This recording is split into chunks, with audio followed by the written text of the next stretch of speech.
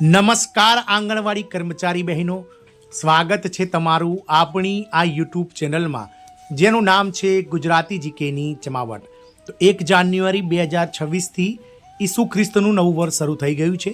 તો નવા વર્ષની શરૂઆતમાં જ ગુજરાત સરકારના મહિલા અને બાળ વિકાસ વિભાગ દ્વારા એક મહત્વનો પરિપત્ર જે છે તે બહાર પાડવામાં આવ્યો છે। તો 1/1/2026ના રોજ ગુજરાત સરકારના WCD વિભાગ દ્વારા જે પરિપત્ર બહાર પડાયો છે તેમાં નવી ભરતી જે આઉટસોર્સિંગથી કરવાની છે તે નવી ભરતી માટે જે કહી શકાય કે જે કર્મચારીઓ છે તેમને પુનઃ કાર્યરત કરવા માટે અને માસિક માનદ વેતન 15,000 રૂપિયા સુધી ચૂકવવાને લઈ અને આ પરિપત્રમાં જે છે તે સરકાર દ્વારા મહિલા અને બાળ વિકાસ વિભાગ દ્વારા ચોખવટ કરાઈ છે। તો જાણીશું વિડીયોમાં વિગતવાર કે શું છે આ પરિપત્રની સંપૂર્ણ વિગત અને શું છે તેમાં મળનાર પગાર, કેટલી જગ્યાઓ છે, તમામ માહિતી સાથે આજના આ મહિલા અને બાળ વિકાસ વિભાગના સમાચારમાં આપણે ઉપલબ્ધ છીએ।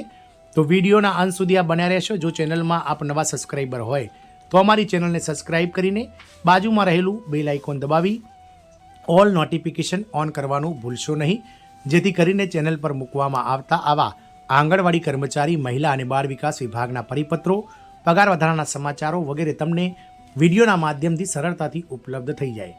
તો જ્યારે નવું વર્ષ એટલે કે 1/1/2026ના રોજ ઈસુ ખ્રિસ્તનું નવું વર્ષ શરૂ થઈ ગયું છે ત્યારે નવા વર્ષની શરૂઆતમાં જ ગુજરાત સરકારના મહિલા અને બાળ વિકાસ વિભાગ દ્વારા એક અત્યંત મહત્વનો પરિપત્ર બહાર પડાયો છે।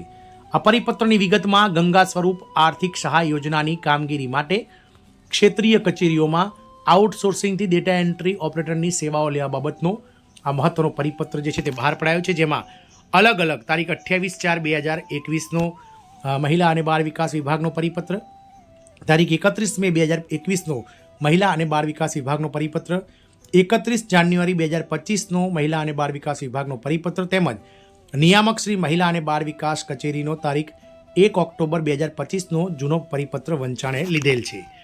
આમુખની વાત કરીએ તો આ વિભાગ હસ્તકની ગંગા સ્વરૂપા આર્થિક સહાય યોજનાની કામગીરી માટે ફક્ત આઉટસોર્સિંગ એજન્સી મારફત માનવ બળની સેવાઓ લેવા માટે આ વિભાગના વંચાણે લીધેલ પત્ર ક્રમાંક 1 પરના ઠરાવથી કુલ 51 ડેટા એન્ટ્રી ઓપરેટરની જગ્યાઓ તથા વંચાણે લીધેલ પત્ર ક્રમાંક 2 પરના ઠરાવથી 277 ડેટા એન્ટ્રી ઓપરેટરની જગ્યાઓ મળીને કુલ 328 જગ્યાઓ મંજૂર કરવામાં આવેલ છે। આ વિભાગના વંચાણે લીધેલ પત્ર ક્રમાંક 3 પરના ઠરાવથી આ જગ્યાઓની મુદત લંબાવવામાં આવેલી હતી। નિયામક શ્રી મહિલા અને બાળ કલ્યાણ વિભાગ, કમિશનર મહિલા અને બાળ વિકાસની કચેરીના વંચાણે લીધેલ પત્ર ક્રમાંક 4 પરથી આ 328 જગ્યાઓની મુદત લંબાવી આપવા વિનંતી કરેલ છે। પ્રસ્તુત મંજૂરી આપવાની બાબત સરકારશ્રીના વિચારણા હેઠળ હતી। ઠરાવની વાત કરીએ તો આ ગંગા સ્વરૂપ મહિલાઓને આર્થિક સહાય યોજનાની કામગીરી માટે રાજ્યની મામલતદાર કચેરીઓ, નિયામક શ્રી મહિલા અને બાળ વિકાસ વિભાગની કચેરીઓ, કમિશનર અને મહિલા બાળ વિકાસ વિભાગની કચેરી હસ્તકની ક્ષેત્રીય કચેરીઓ માટે નીચે મુજબની માનવ સેવાઓ તેની સામે કોલમ નંબર 5માં દર્શાવ્યા મુજબની તારીખથી વધુ 11 માસ માટે માન્ય આઉટસોર્સિંગ એજન્સી મારફતે લેવા માટે કોલમ નંબર 6 મુજબના માસિક વેતન રૂપિયા 15,000 અન્ય ચાર્જીસ સિવાય ચૂકવવાથી આથી મંજૂરી આપવામાં આવે છે। આ અંગેનો ખર્ચ સંબંધિત સેવાઓ સામે કોલમ નંબર 4માં દર્શાવેલ બજેટ સદરેથી કરવાનો રહેશે। તો જગ્યાનું નામ છે પહેલું, તો વાત કરીએ તો પહેલું છે જગ્યાનું નામ, જેમાં કોમ્પ્યુટર ઓપરેટર છે। કુલ જગ્યાઓ છે 267 અને જે 6/1/2025 સુધી 11 માસ સુધી ચાલુ રાખવાનું છે અને માસિક 15,000 રૂપિયા છે।